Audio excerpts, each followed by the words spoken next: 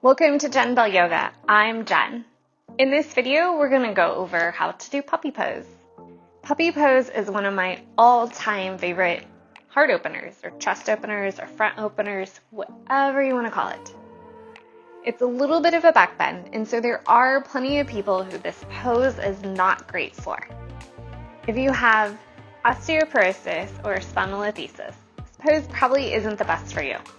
Depending on the severity, make sure you check with your physician or your physical therapist before moving into a pose like puppy. So puppy pose is not like child's pose. I did an entire video on all the different ways to support and prop your child's pose. I'll put a link in the description. You can also click on that to take you there. To start puppy pose, the knees are underneath the hips. So in child's pose, the hips sink back, but in puppy, they're directly above the knees. I like to start on all fours and then walk my hands forward. Your puppy pose can be here. You can melt a little bit further. Your gaze can be at the floor. This is probably one of the best approaches if you have osteopenia or osteoporosis, or if you have any type of neck issue.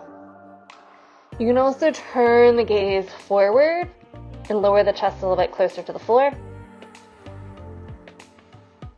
And you can also slide the chest onto the mat. Another option is to curl the toes under and stretch the back sides of the legs. And lastly, you can straighten your legs in puppy. Some of those are pretty extreme back bends. To take a more mild puppy pose, you can grab some blocks. You can do one block straight across, or you can take two, depending on how wide your shoulders are. You can approach your puppy pose the same way, with your knees underneath your hips, arms reach out in front of you. You can press down into the blocks with your arms and still feel the stretch without allowing yourself to go too deep into a back bend. Again, this is a great option if you have osteoporosis, osteopenia, or even spondylolisthesis. If you're unable to put pressure on your knees or you want a mild start to your puppy pose, we'll start at the wall. You can be as close as you would like to the wall or as far away as you would like. It'll make it a little more intense. Reach the arms up above you and just start to lower your face and your chest towards the wall.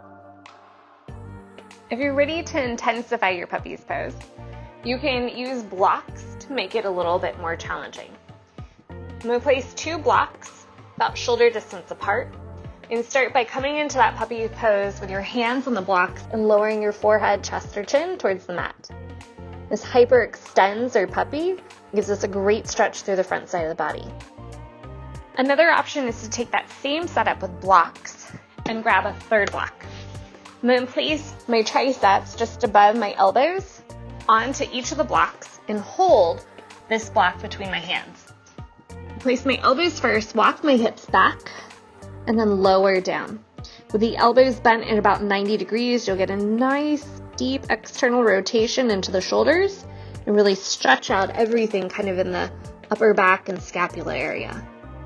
If you'd like to intensify your puppy pose, or you don't want to lie down on the floor, and you have some space either at your office or at your desk or while you're out shopping, you can place your hands on a desk or your wall. Step your feet back and lower your chest towards the ground. If you like this video, hit the like button, subscribe to the channel, and you'll get more content just like this.